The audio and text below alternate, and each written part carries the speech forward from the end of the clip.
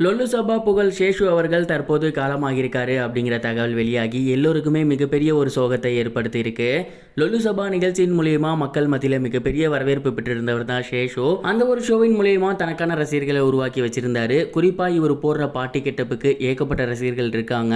அந்த ஒரு வெற்றியின் மூலியமா இவர் ஏகப்பட்ட சினிமால பண்ணியிருந்தாரு. குறிப்பா இவர் சந்தானம் அவர்கள் நடிச்சிருக்க படத்துல அதிகமாவே இருப்பாரு. A1 படத்துல இவர் பண்ணியிருந்த காமெடி மிகப்பெரிய வரவேற்பு பெற்றிருந்துச்சு. அதே போல சமீபத்தில் இவர் வடக்குப்பட்டி ராமசாமி அப்படிங்கிற படத்தில் சந்தானத்தோட சேர்ந்து நடிச்சிருந்தாரு.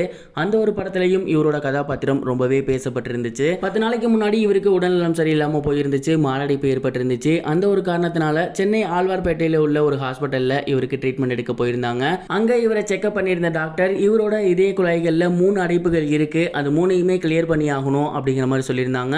அண்ட் அதை தொடர்ந்து இவர் தீவிர சிகிச்சை பிரிவில் இருந்து வந்துகிட்டு இருந்தாரு. தொடர் சிகிச்சையில தான் இருந்து வந்துகிட்டு இருந்தாரு. அவர் ஹாஸ்பிட்டலில் அட்மிட் ஆகி இருக்காரு அப்படிங்கறது தெரிஞ்சதுக்கு அப்புறம் ஏகப்பட்ட ரசிகர்கள் அவர் மீண்டு வரணும் அப்படின்னு பேசி வந்துட்டு இருந்தாங்க. அண்ட் சோசியல் மீடியால டேக் பண்ணி வந்துட்டு இருந்தாங்க. இதை பார்த்ததுக்கு அப்புறம் சேஷ் அவர்களோட பையனும் அப்பா இப்ப ரொம்பவே நல்லா இருக்காரு அப்படிங்கிற மாதிரி தான் சொல்லியிருந்தாரு.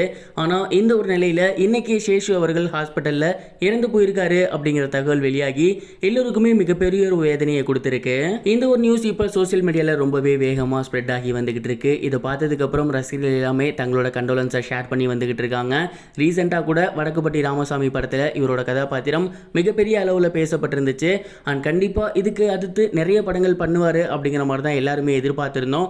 இந்த ஒரு நிலையில் அவரோட மறைவு அப்படிங்கிறது எல்லோருக்குமே மிகப்பெரிய ஒரு சோகத்தை ஏற்படுத்தியிருக்கு. அவரை பிரிஞ்சு வாழும் அவரோட குடும்பத்துக்கும் அவரோட ரசிகர்களுக்கும் கனெக்டிங் சேனல் சார்பாக ஆழ்ந்த அனுதாபங்களை தெரிவிச்சுக்கலாம்.